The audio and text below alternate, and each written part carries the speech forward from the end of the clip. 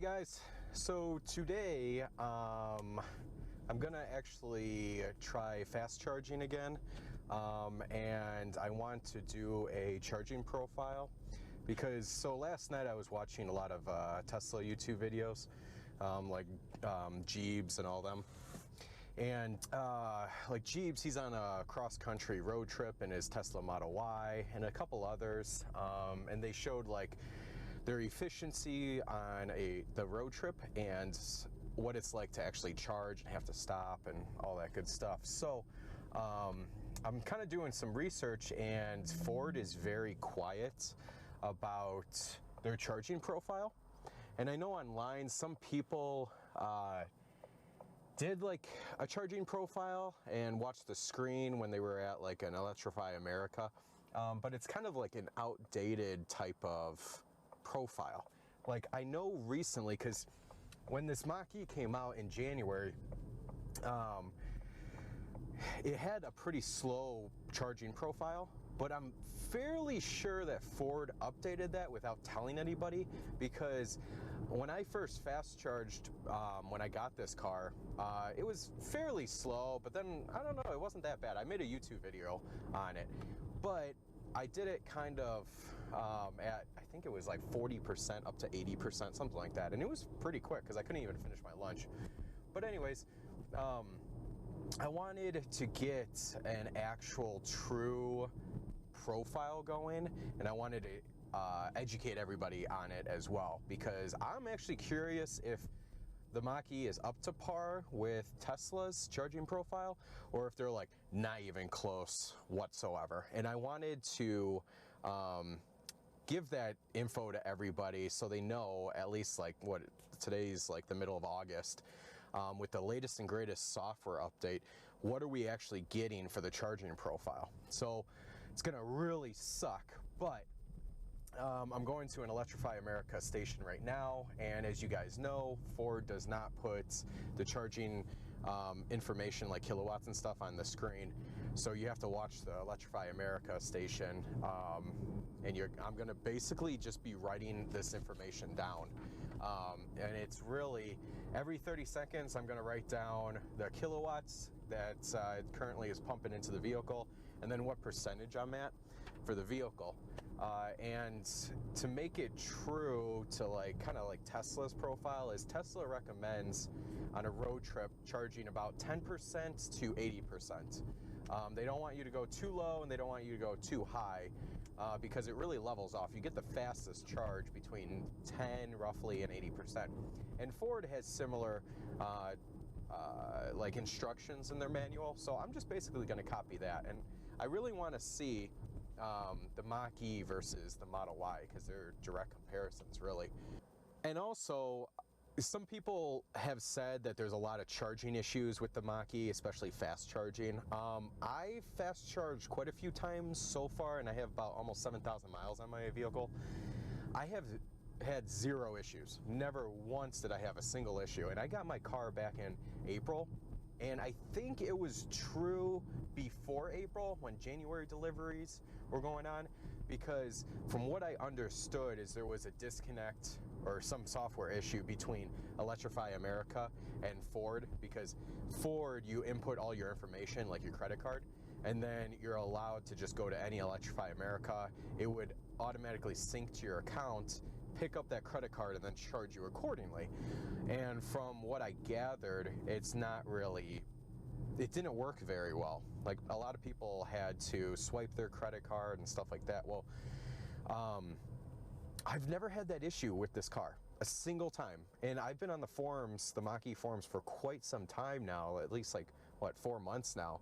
I guess that's not super long, but since the vehicle basically came out, and nobody else is having issues, at least from what I can tell. If you look back in like January, yeah, of course, and it's a new vehicle, it's going to happen. So now Electrify America and Ford are synced up with their accounts, and as soon as you plug in, it takes like 30 seconds for it to like initialize the battery and get it ready for charging, and then it starts charging your account, and you're off to the races. So it's pretty well. It works pretty well.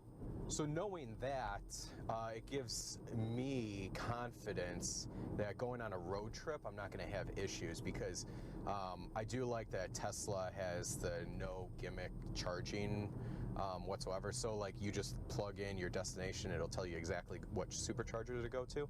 And Ford does that too. It's just, there was rumors that you get to the supercharger with 5%, 10% battery life and it doesn't work.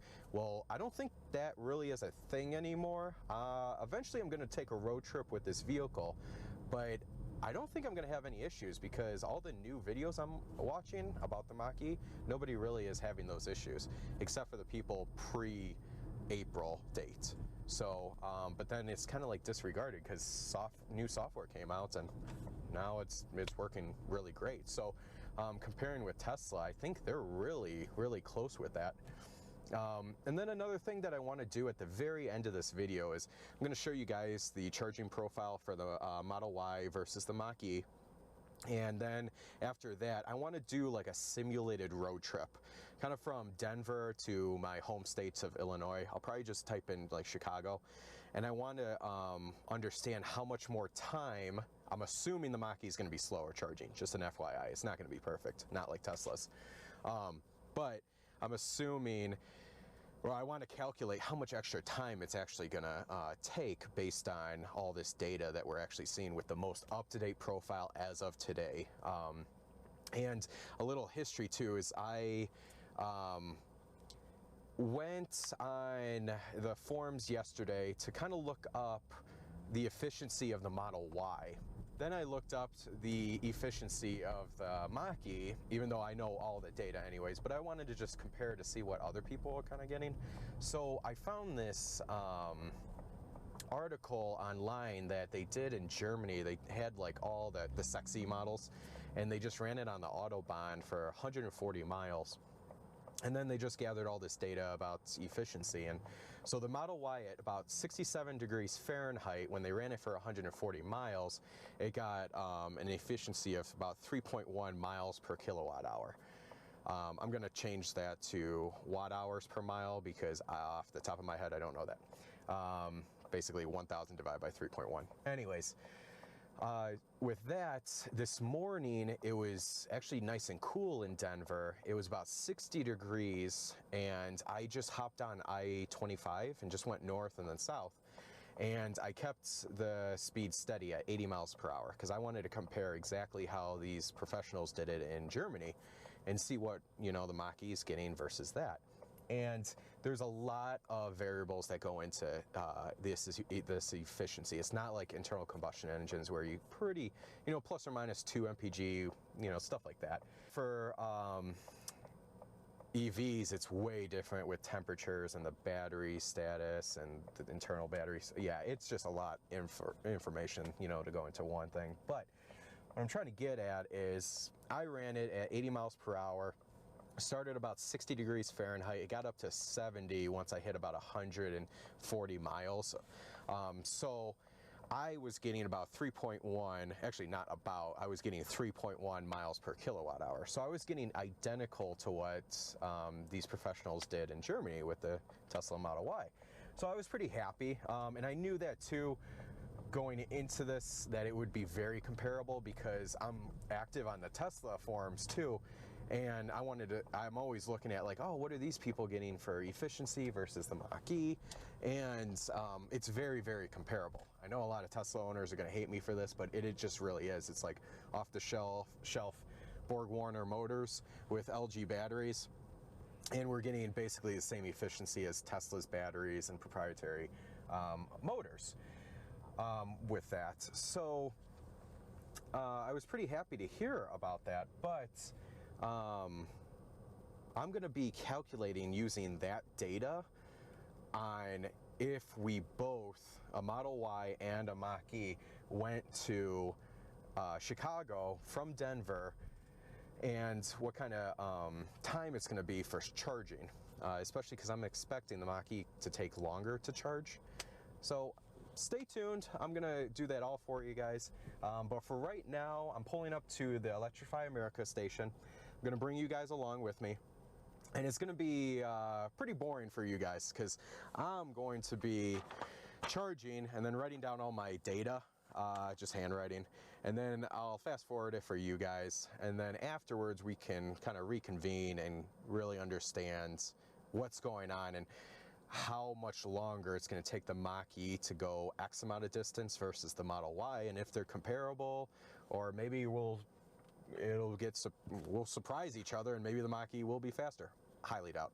Highly doubt. Tesla's got their shit together. So what's kind of cool though is, if you guys can see this, there's a hold on, let me get you guys out of here. There's a Volkswagen ID.4 charging. Look at that. Actually, there's two of them. Very cool. So I never thought this would actually be an issue, but it's kind of annoying. All right, just bragging rights a little bit, but this car is actually really efficient. So that charging station had two Volkswagen ID.4s, and I didn't want the chargers to share power, so give me less power, because I want to be as accurate as possible with this charge profile.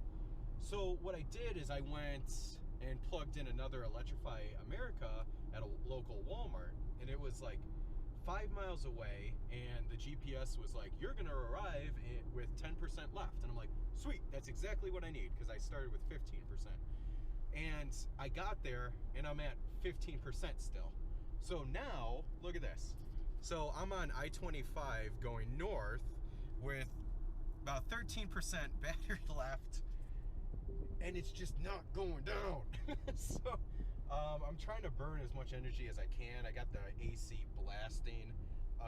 So I'm gonna arrive there with 10%, and I'm finally gonna get this test going. So that I'm still excited. It's just kind of annoying that the GPS is, all Mach-E owners know this, it is extremely conservative, to the point where it's kind of actually annoying, because you know, like the EPA rating of 270 miles is 100% wrong. That is like, I don't even know how they even got that number, because I am constantly blasting the AC. I always use the AC.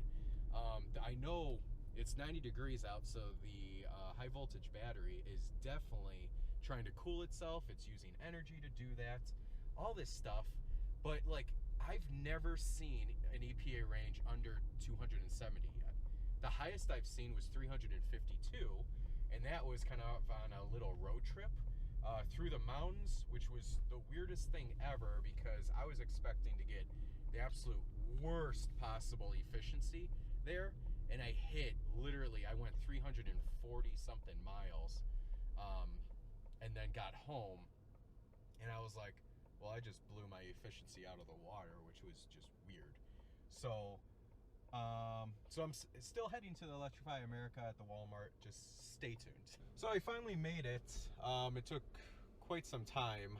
I actually had to go about 30 miles to get 5% taken off. So I just kept going up and down I-25, blasting the AC. I took off one pedal driving because I was kind of getting tired of it taking forever. But anyways, so I'm here now. And as you can see, I am at 32 miles of range with 10% left. And yeah, like I said, it's very conservative. So I'm getting 320 plus miles on this charge. So, and then, so the current temperature, it says, is 95. I think my phone says 90. So it's a little bit off, but whichever one's off, I don't know. So what I'm gonna do is I'm gonna just plug it in. And then, like I said, I'm just gonna take some data points. So every 30 seconds, gonna check the kilowatts and then check what percentage I'm at. And then at the end, I'm gonna show you guys that result. So let's go plug in. I'm going to keep the car on, but turn off the AC. I want all the power going straight to the motor. Sorry, to the battery. Can't multitask, you know? So, all right, let's plug this baby in.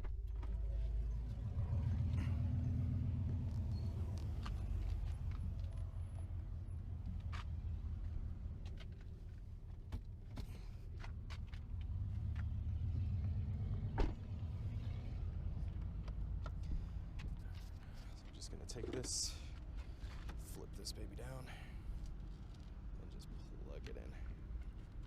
All right.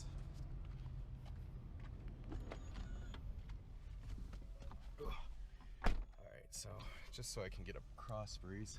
Let's see, so it says connecting to vehicle.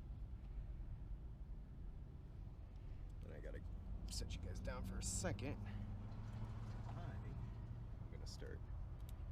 So at 0, we're at 10%. So payment authorized. Initiating charge. So like I said, it takes about like 30 seconds or so. Once it charges, I want to see the kilowatts.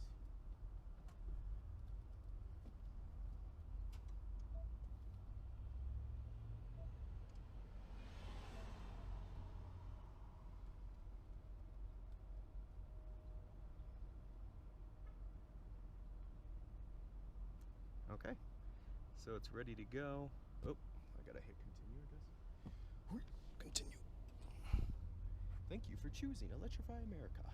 Yes, we know. Okay, so it says we're at 10%. And as you can see, we're ramping up. We're about 80 kilowatts, 90 kilowatts, 100 kilowatts, 110, Jesus, 120. All right, so we're about 120 right now and 11%. All right, and like I said, I got my timer going. So every 30 seconds, I'm writing down the data. And then you guys are gonna be brought along for the ride.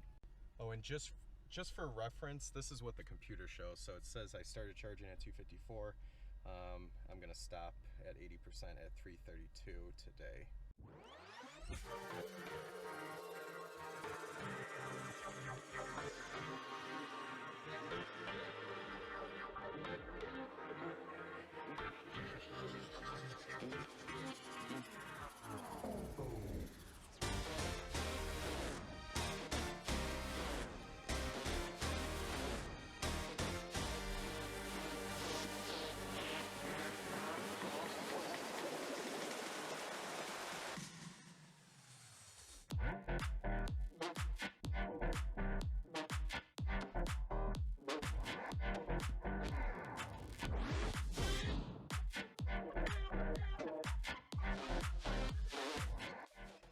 Hey guys, so I just finished and I left Walmart.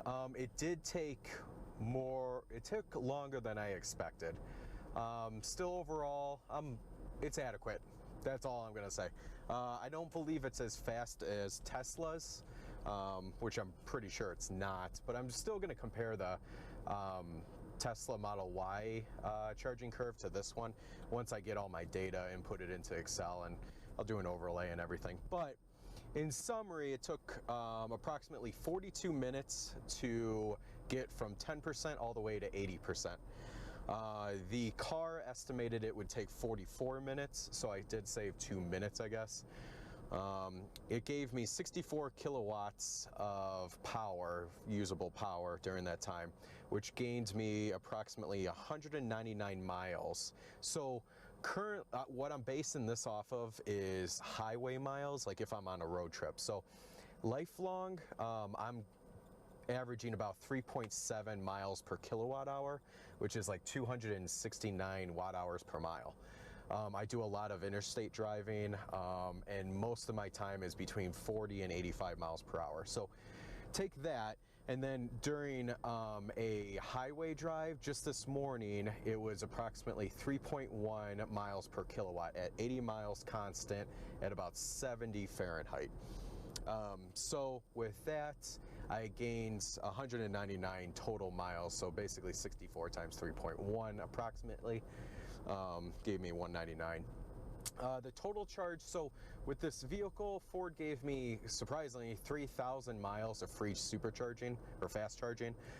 So this didn't cost me a dime, but I did look at the total and it said it was $27.52, which sounds like actually a lot of money. Again, you're only gonna fast charge during really road trips. So I averaged this out at, so we're around here in Denver, it's about $3.50 per gallon. So doing the math, with that cost, I'm averaging about 25.5 miles per gallon on the highway interstate during a road trip. So I don't think that's bad at all. I think, you know, smaller cars definitely are going to beat that, but then most of the time, 99% of the time, I am not on a road trip. I am averaging over 100 miles per gallon with this Mach-E. It's the fastest car I've ever owned. I beat most of the people, you know, on a day-to-day basis, 0 to 60. So with that, I think taking a hit on road trips is not really that bad. And again, 25 mpg doing 80 miles per hour is really not too terrible. So the next thing I'm going to do, like I said, is going to compare it to Model Y charging curve. And then I'm going to kind of simulate, just doing the math, how long it's going to take if we drove a Model Y with the estimated efficiency of 3.1 miles per kilowatt from Denver to Chicago. And then again with the Mach-E, with all the data now that we know, how long it's going to take. And I think it's going to be very comparable. It's going to be way, well, not way, but it's going to be significantly longer than an internal combustion engine because it takes 15 minutes to fill up. This one is going to take you 45 minutes, you know, something like that. And you're not going to go as far. But yeah, so stay tuned. I'm going to give you guys all that data. So I calculated everything, and I just want you guys to know, before I get into the nitty-gritty of all this, I just want you guys to know that fast charging and supercharging are supposed to be used very seldomly. So it's not meant to be used constantly for your daily charging, or even really weekly charging. Like Tesla was very adamant about this. And at the beginning, they were okay with it because there wasn't that much data. But now that their company has grown and there's a bunch of vehicles on the road, they're telling people to use supercharging less frequently just because it's so much harder on the battery. So I just wanted to reiterate that because both Ford and Tesla say the exact same thing. You really should only be using level 2 charging. Level 3 fast charging, supercharging is meant for road trips and to be used seldomly. So with that, also, with the data I'm going to give you guys, just remember that the temperature outside, based on this temp gauge, was 95 degrees. My app said anywhere from 90 to 95 degrees Fahrenheit. So it was really hot out, and putting 150 kilowatts of power into anything is a very, very large amount of power.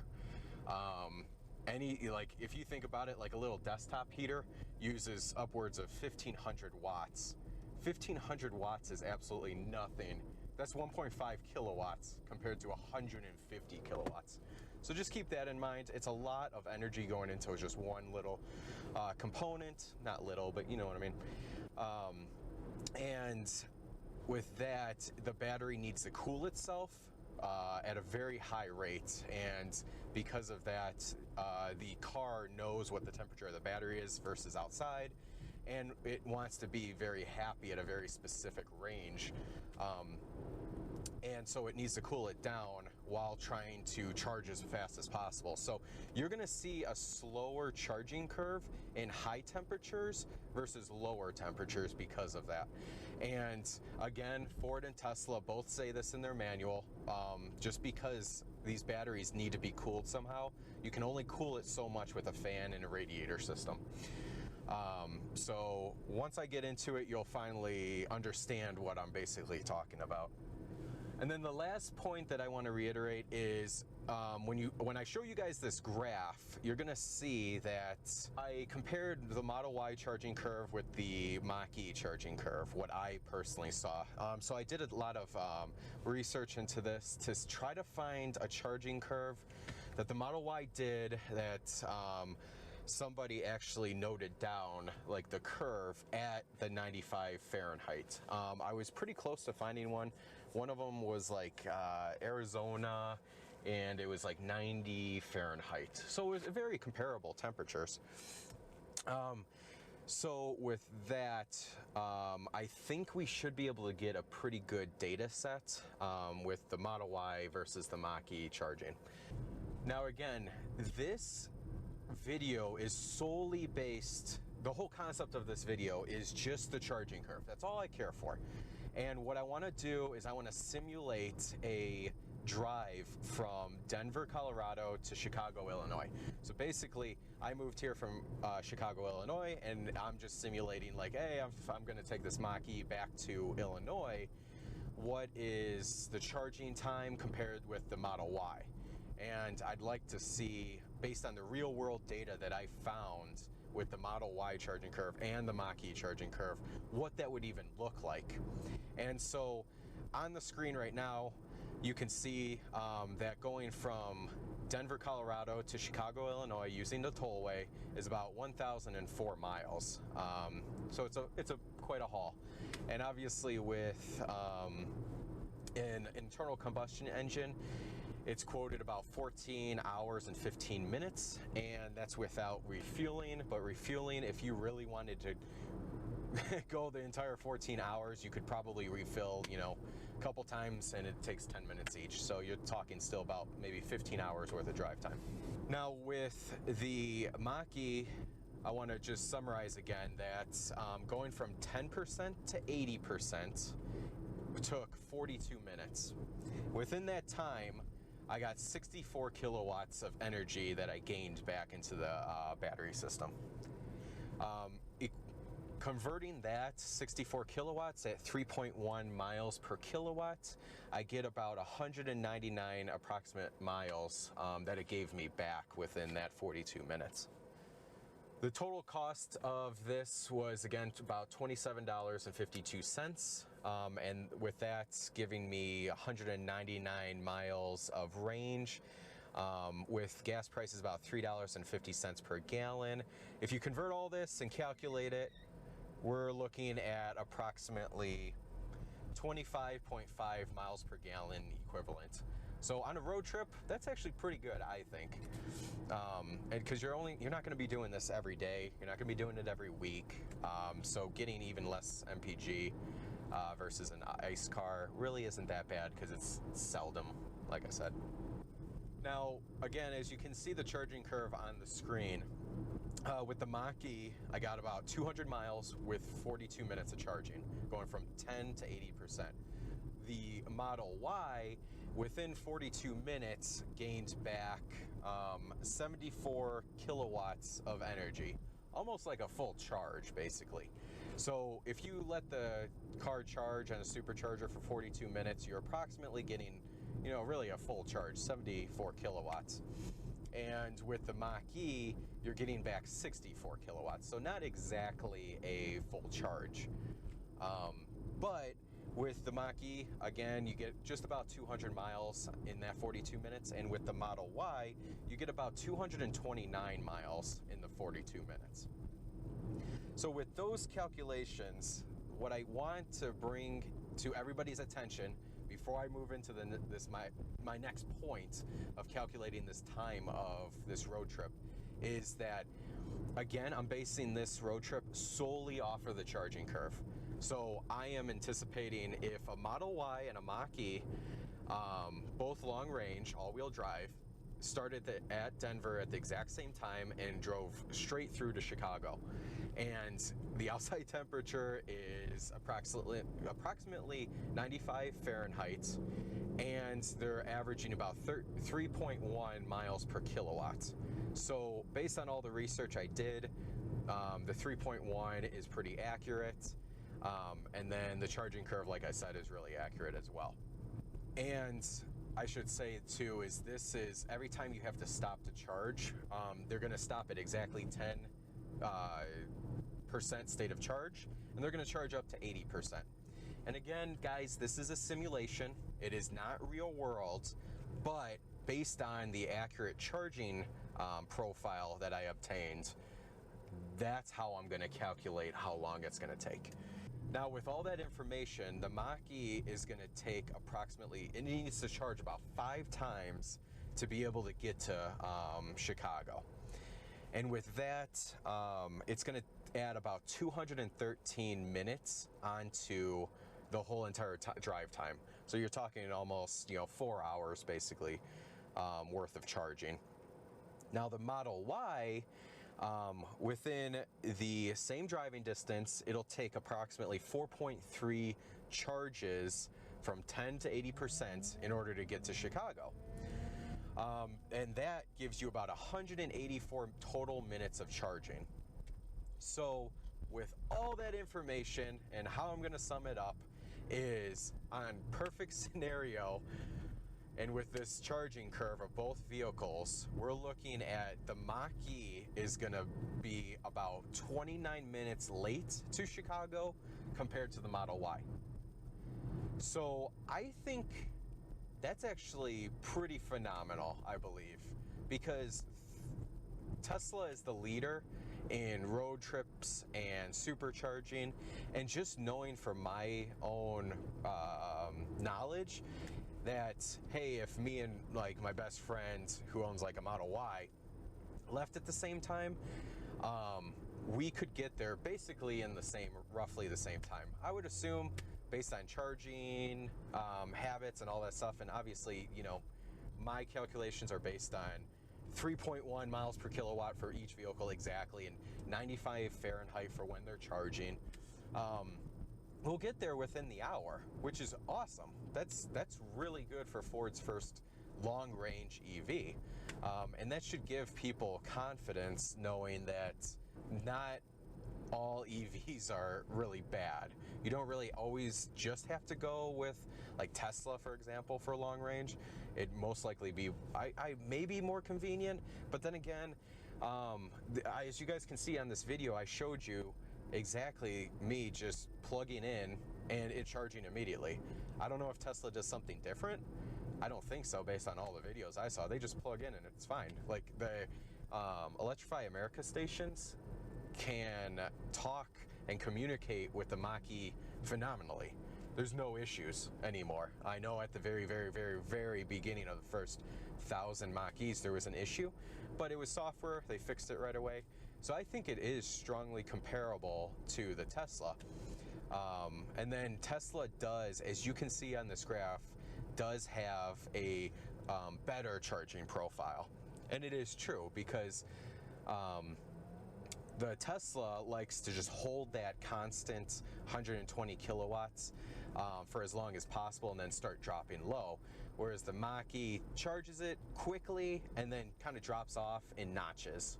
So it's not as efficient as you guys can see too. It did take, for the same 42 minutes of charging, you only got 64 kilowatts in the Mach-E, but you got 74 kilowatts in the Tesla Model Y. So that makes, you know, it makes sense. And then another thing, and the very last point I want to make, is this graph that I have up here is lower than expected because of the external temperature. Again, batteries do not like to be hot while they're charging with a tremendous amount of energy. Now, Tesla and Ford, again, both say do not, you know, supercharge in extreme temperatures. And I have seen, when I fast charged in this vehicle, I have seen that it shoots up to about 167 kilowatts when the temperature is about 60 Fahrenheit. That was the last time that I charged. It was in the morning. I didn't film it or anything like that, but I just wanted to see the charge curve as I was charging in cooler temperatures. And it shot up to 167, held it for maybe like 5 minutes, and then slowly like trickled down, notched down, like I was explaining before. And that was because the battery is happy at the 60 Fahrenheit. And it's like, yeah, give me all the energy you want, I'll charge. And I verified this with Tesla as well. Their charging curve, somebody posted about 60 Fahrenheit as well, and they hit like, I think it was like 151 kilowatts. And it was slightly lower than the Mach-E, but they dragged that 151 out for minutes, whereas the Mach-E just dropped off like after 5 minutes. So again, like Tesla, you know, they have all this data. They can actually do that. Ford is being extremely conservative when it comes to that. Because they want their batteries to last. There's too many unknowns with these like LG battery packs, and they're just playing it safe. And you know, even playing it safe, being extremely comparable to Tesla, just makes me happy, knowing that Tesla is the leader in EVs, And you know, there's a lot of close seconds, and it gives me as a consumer more options, because not everybody wants a Tesla. You know, some people don't like the interior, like me personally. I'm not a big fan of it. Like one of my dream cars is the Model X. I really like that interior, but the Model Y I just don't. And then there's other vehicles, like I think people are gonna hate me for this, but I think the Chevy Bolt looks pretty cool. I don't know. It's a dorky little thing for me, I guess. But everybody has different tastes, and just knowing, it wouldn't be really beneficial to be like, well, I need to buy a Tesla, maybe not be happy with it because it doesn't check every box. But knowing that there's options and they're very comparable to the leader. Very much for watching. I really appreciate it. I hope you guys learned a lot from this. I'm trying to do all these real world tests so you guys can see, like, I'm not making up numbers. I'm just basing it off of data, because that's basically all I do every day is just gather data. And it's like, well, might as well take that data, make it useful, and kind of teach people online, you know, because I enjoy it and this is another hobby. So if you guys like this video, please hit the subscribe button. That really helps out. It tells me that people actually like these videos and I can continue to make them. And it's just another hobby for me. So, okay guys, until then, take care.